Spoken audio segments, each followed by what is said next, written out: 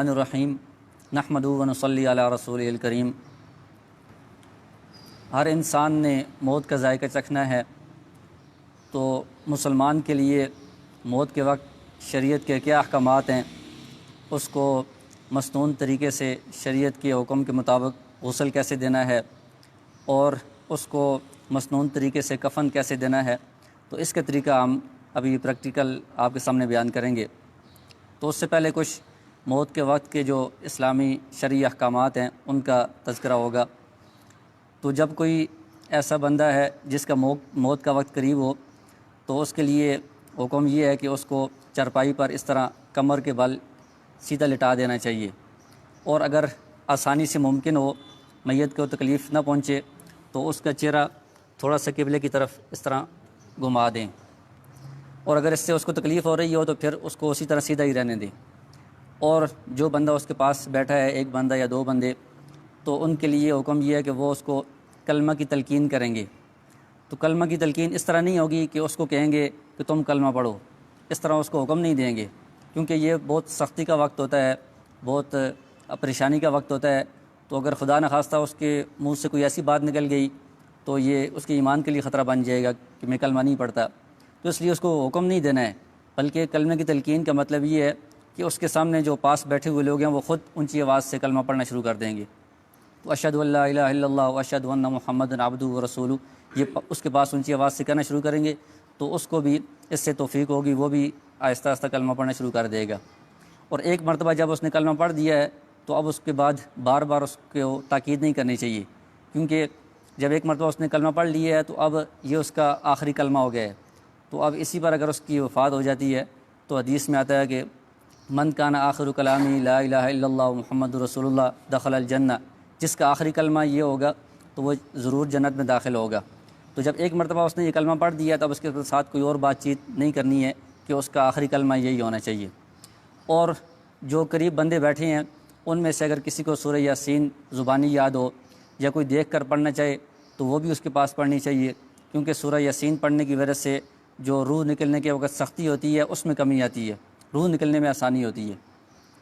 تو جب روح نکل جائے گی تو اس کے بعد سب سے پہلے یہ کریں گے کہ میت کا جو چہرہ ہے اور سر ہے، کوئی پٹی لے کر اس کے سر کو، چہرے کو اس طرح باندھ دیں گے، جبڑوں کو، کہ اس کا منہ بالکل بند ہو جائے، اور اس کی جو آنکھیں ہیں اگر کھلی ہیں تو آرام سے ان کی آنکھوں کو بند کر دیں گے۔ اور اس کے بعد جو اس کی بازو ہیں وہ اگر اوپر ہیں یا اس طرح ہیں تو ان کو ہم سیدھا کر دیں گے، بالکل ٹانگیں اگر اوپر ہیں تو ان کو بھی بالکل سیدھا کر دیں گے۔ تو یہ روح نکلنے کے بعد صرف سب سے پہلا کام یہ کریں گے۔ جی، پاؤں کے انگوٹھے بھی اگر وہ ضرورت پڑے، اگر کھلے ہوئے ہیں تو ان کو بھی باندھ دیں، ورنہ ٹانگیں اور بازو یہ سیدھے کر لیں اور آنکھوں کو بند کر دیں، اور جو جبڑے ہیں ان کو اس طرح باندھ دیں کہ منہ آپس میں بند ہو جائے۔ اس کے بعد میت کو غسل دینا ہے، تو میت کو غسل دینا شریعت میں صرف ایک مرتبہ واجب ہے، یعنی میت کو غسل دینا اس کا حکم یہ ہے کہ یہ واجب ہے، اور یہ میت کا غسل صرف ایک مرتبہ ہے۔ ہمارے ہاں جو رواج ہے بہت سارے علاقوں میں کہ 2 مرتبہ غسل دیا جاتا ہے،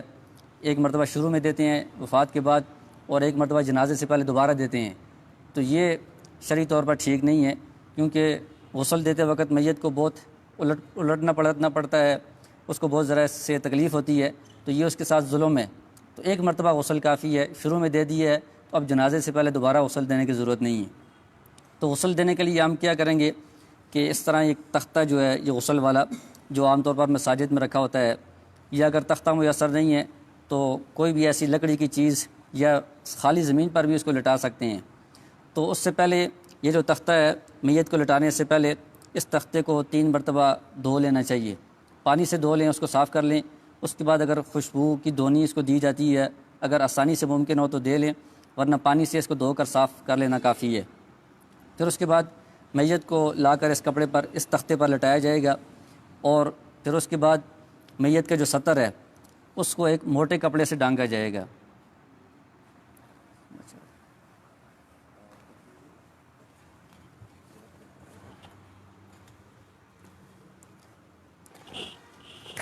تو مرد کا جو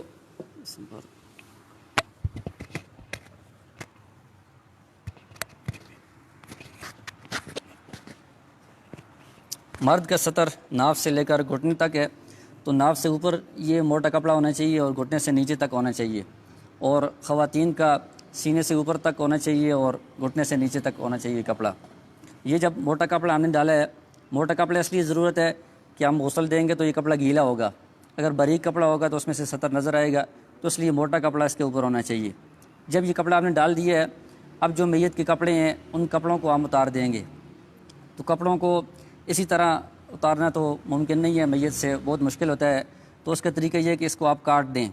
تو کاٹنے کے لیے کینچی لے کر یہ جو قمیض ہے اس کو یہاں سے کٹ لگا دیں، بازو کو ادھر سے کٹ لگا دیں، ادھر سے بھی دونوں کو، قمیض کو بھی نیچے سے اور بازو کو بھی کٹ لگا دیں، اور اس کو پھر اس طرح اوپر نکال لیں، گلے سے باہر نکال لیں۔ اسی طرح اور یہ جو سطر والا کپڑا رکھا ہوا ہے، اس کپڑے کے نیچے ہاتھ ڈال کر اس کا ازار بند کھول دیں گے، اور نیچے کی طرف سے اس کی جو شلوار ہے اگر آسانی سے نکالنا ممکن ہو تو اس کو کھینچ کر نکال دیں گے، ورنہ اس کو بھی کینچی کے ساتھ کاٹ کر اس کو بھی باہر نکال دیں گے۔ جب اس کے کپڑے اتار دیے ہیں، یہ کپڑا اوپر رکھا ہوا ہے سطر ڈانپنے والا، تو اس کے بعد ہم اس کے لیے غسل شروع کریں گے۔ تو میت کے غسل کا بھی وہی مسنون طریقہ ہے جو زندہ آدمی کے غسل کا طریقہ ہے۔ زندہ بندہ اگر غسل کرنا چاہتا ہے تو مسنون طریقہ یہ ہے کہ پہلے وہ استنجا کر لے، اور اس کے بعد پھر وضو کر لے، پھر اس کے بعد پورے جسم پر پانی پائے، یعنی غسل کرے۔ تو میت کا جو غسل کا طریقہ ہے وہ بھی اسی طرح ہی ہے۔ سب سے پہلے کیا کریں گے کہ جو غسل کرانے والا ہے وہ اپنے ہاتھ پر، بائیں ہاتھ پر دستانہ پہن لے، جو عام طور پر ڈاکٹر حضرات استعمال کرتے ہیں، وہ دستانہ مل جائے وہ پہن لیں، اگر وہ نہ ملے تو کوئی بھی کپڑا لے کر اس کو ہاتھ کے ساتھ باندھ لیں، چھوٹا کپڑا ہو، کوئی چھوٹا رومال ہو، اس کو ہاتھ کے ساتھ اس طرح باندھ لیں، موٹا کپڑا ہونا چاہیے۔ تو ہاتھ کے ساتھ جب کپڑا باندھ لیا ہے، اس کے بعد پھر پانی آپ کے پاس پہلے سے موجود ہوگا، پانی نیم گرم ہونا چاہیے، بہت ٹھنڈا بھی نہ ہو، بہت ذرا گرم بھی نہ ہو، نیم گرم پانی کے پہلے سے انتظام کر لیں۔ تو اس میں مگے میں پانی لے کر بایاں ہاتھ اس کپڑے سے نیچے اس طرح ڈال کر پانی بھی ڈالیں گے اس طرح، اور اس کا استنجا کرا دیں گے۔ جب استنجا کروا دیا ہے، اچھی طرح اس کو صاف کر دیا ہے، اس کے بعد دوسرا مرحلہ یہ ہے کہ دستانے اتار دیں گے۔ اب اس کو وضو کروانا ہے۔ تو وضو میں زندہ بندے تو کلی بھی کرتے ہیں، ناک میں پانی ڈالتے ہیں سارا، اس میں کلی اور ناک میں پانی ڈالنے کی ضرورت نہیں ہے، بلکہ کلی کے بجائے تھوڑی سی روئی لیں گے، آپ روئی کو اس طرح کر لیں گے اور اس روئی کو پانی میں بھگو کر اس کے منہ میں، ہونٹوں پر اس طرح مل دیں گے، تر روئی کو۔ اگر منہ کھلا ہوا ہو تو اندر جو دانت ہیں ان دانتوں پر بھی اس کو مل دیں گے، تو یہ اس کی کلی ہو جائے گی۔ ایک مرتبہ روئی کو تر کر کے اس طرح لگایا، پھر دوسری مرتبہ اور روئی لے کر اس کو بھی اس طرح بنا کر اس کو بھی تر کر کے اس طرح دوبارہ اس کے ہونٹوں پر لگا دیے، دانتوں پر لگا دیے، اس طرح 3 مرتبہ کریں گے، تو یہ کلی ہے۔ پھر اس کے بعد اور روئی لے کر اس کو تر کر کے اس کو اس طرح بنا کر تر کر کے اس کے ناک میں اس طرح صفائی کر دیں گے، تر روئی کو اس طرح پھیر دیں گے، گمار دیں گے ایک مرتبہ، پھر دوسری مرتبہ دوبارہ اس طرح روئی لے کر اس کو بھی تر کر کے اس طرح اس کی ناک میں دونوں طرف گھما دیں گے، پھر تیسری مرتبہ روئی لے کر اس کو تر کر کے اس کے ناک میں دونوں طرف گھما دیں گے۔ تو یہ کلی اور ناک میں پانی ڈالنا یہ اس طرح روئی کے ذریعے سے ہوگا۔ اس کے بعد جو وضو کے فرائض ہیں وہ ہم پورے کریں گے کہ چہرے کو دھونا ہے، اور بازوؤں کو دھونا ہے، اور سر کا مسح کرنا ہے، اور پاؤں دھونے ہیں۔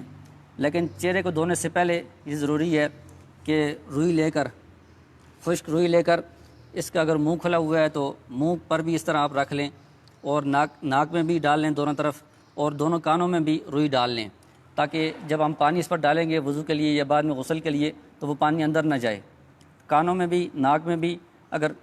منہ کھلا ہوا ہے تو منہ پر بھی روئی ہم رکھ دیں گے تاکہ پانی اندر نہ جائے۔ تو اب وضو میں اس کے چہرے کو پانی ڈال کر، چہرے کو ہم اس طرح پانی ڈال کر دھو دیں گے، تو یہ وضو کا ایک فرض پورا ہو جائے گا۔ اس کے بعد بازوؤں کو دھونا ہے، تو پہلے دائیں بازو کو اس طرح اٹھا کر 3 مرتبہ کونیوں سمیت جس طرح وضو میں دھوتے ہیں اس طرح ہم دھوئیں گے۔ پھر اس کے بعد بائیں بازو کو اس طرح اٹھا کر کونیوں سمیت 3 مرتبہ دھو لیں گے۔ اس کے بعد پھر جو غسل کرانے والا ہے وہ اپنے ہاتھ کو گیلا کر کے اس کے سر پر اس طرح مسح کر دے گا۔ پھر اس کے بعد پانی لے کر جو اس کے پاؤں ہیں، دائیں پاؤں کو پہلے 3 مرتبہ دھو لیں گے، پھر اس کے بعد بائیں پاؤں کو 3 مرتبہ دھو لیں گے، تو یہ اس کا وضو مکمل ہو جائے گا۔ جب وضو مکمل ہو جائے تو اب اس کے بعد جو اگلا مرحلہ ہے وہ غسل کا ہے، یعنی غسل شروع ہو جائے گا۔ تو اس میں سب سے پہلے یہ ہے کہ میت کا جو سر ہے اور مرد ہے تو اس کی جو داڑھی ہے اس کو ہم اچھی طرح پانی کے ساتھ دھوئیں گے اور اس پر ہم صابن بھی لگا دیں گے۔ تو پانی ادھر سے لے کر اس کے سر پر بھی ڈالیں گے اور بالوں کو اچھی طرح ہم بھگوئیں گے کہ اس کے اندر پانی پہنچ جائے، داڑھی کے اندر بھی پانی پہنچ جائے، چہرے کو بھی اچھی طرح ہم پانی کے ساتھ صاف کریں گے۔ جب یہ سر اور داڑھی اور چہرہ اچھی طرح صاف ہو جائے اس پر پھر صابن بھی لگا لیں گے، صابن کے ساتھ دوبارہ اس کو ہم دھو لیں گے۔ اس کے بعد پھر ہم اس مردے کو بائیں کروٹ پر لٹائیں گے۔ بائیں کروٹ پر اس لیے لٹائیں گے کہ دائیں طرف سے ہم اوپر پانی ڈالیں گے۔ تو اب ہم اس کو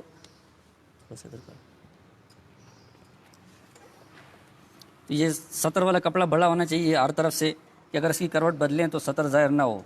تو بائیں کروٹ پر ہم نے لٹا دیا ہے تو دائیں طرف سے ہم پانی بہانا شروع کریں گے۔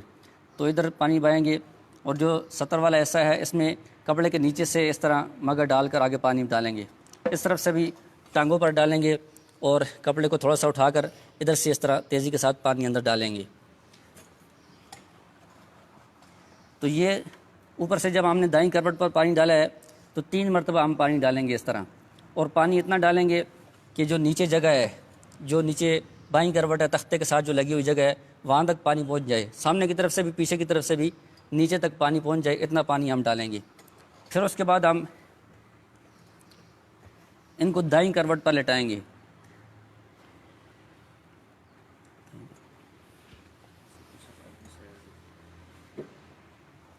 دائیں کروٹ پر جب لٹا دی ہے تو اب بائیں کروٹ اوپر ہو گئی ہے، اس پر ہم اسی طرح 3 دفعہ پانی بہائیں گے۔ یہاں سے شروع کریں گے اور ادھر کپڑے کے نیچے سے پانی ڈالیں گے اور اس طرح ٹانگوں پر بھی پانی ڈالیں گے اور کپڑے کے نیچے سے یہ سارا جو جسم ہے یہ 3 مرتبہ اس کو بھگونا ہے۔ اتنا پانی ڈالنا ہے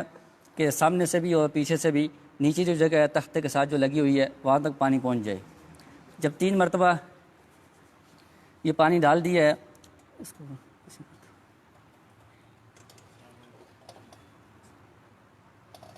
تو اب سر پر تو ہم نے صابن لگا دی ہے، چہرے پر بھی صابن لگا دی ہے، داڑھی پر بھی لگا دی ہے، جو باقی جسم ہے اس پر بھی اگر صابن لگانے کی ضرورت ہو تو اس پر بھی صابن لگا لیں۔ جو سطر والا ایسا ہے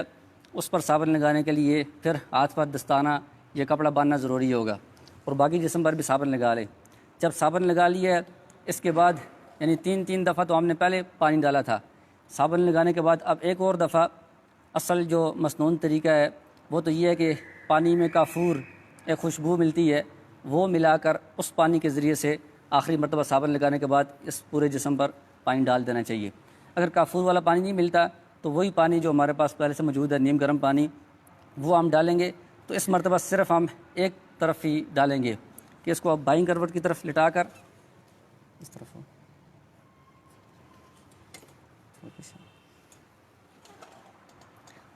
تو بائیں کروٹ پر لٹا کر دائیں طرف سے اس کو سارا پانی آخر تک بہا دیں گے۔ کافور ملا ہوا اگر پانی میسر ہو تو وہ ڈالیں گے، ورنہ جو عام سادہ پانی ہے نیم گرم پانی وہی سارا ہم اس میں ڈال دیں گے۔ اس دفعہ دوبارہ بائیں کروٹ پر لٹانا ضروری نہیں ہے، بس اس طرف سے یہ مکمل ہو گیا ہے۔ تو جب پورے جسم پر پانی ڈال دیا ہے اور صابن بھی لگا دیا ہے، اس کے بعد دوبارہ بھی پانی ڈال دیا ہے، اب اس کے بعد جو اگلا کام کرنا ہے وہ یہ ہے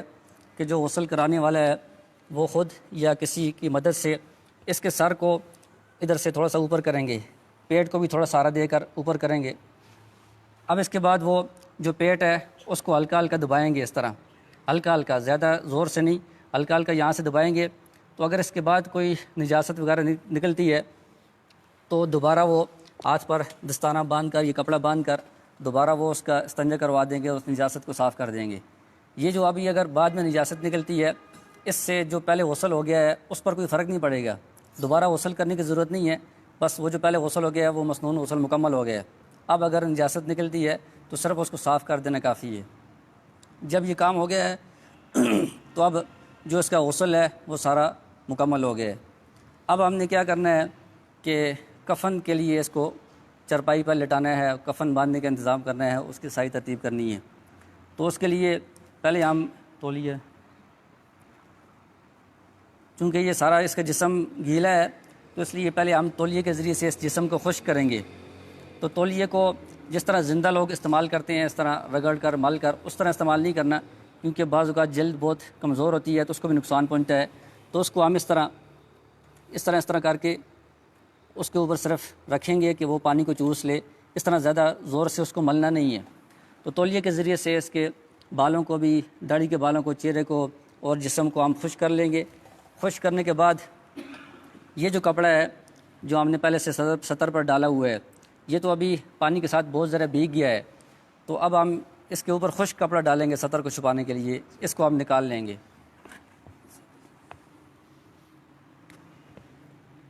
تھوڑا اس طرح پیرنگل ہوتے ہیں۔ تو یہ کپڑا بھی اتنا ہونا چاہیے کہ ناف سے لے کر گھٹنے تک جو سطر ہے وہ چھپ جائے۔ تو یہ خشک کپڑا جب آپ نے ڈال لیا ہے تو اب اس کو ادھر سے پکڑیں دونوں طرف سے، تو نیچے سے جو گیلا کپڑا ہے اس کو پاؤں کی طرف سے کھینچ کر نکال لیں گے۔ تو اب جو گیلا کپڑا ہے وہ نکال لیا ہے، یہ خشک کپڑا اس کے اوپر آ گیا ہے، اور اس کے جسم کو بھی تولیے سے خشک کر دیا ہے۔ اب ہم اس کو اٹھا کر جو کفن ہم نے پہلے سے بچھایا وہ ہوگا اس پر رکھیں گے اور کفن کو باندھنے کا انتظام کریں گے۔ تو کفن کو کیسے بچھانا ہے پہلے، اور اس کے اوپر میت کو کیسے لٹانا ہے، کیسے باندھنا ہے، تو وہ ہم چارپائی پر اس کی پریکٹس کریں گے۔ ٹھیک ہے، ہاں اسی اٹھو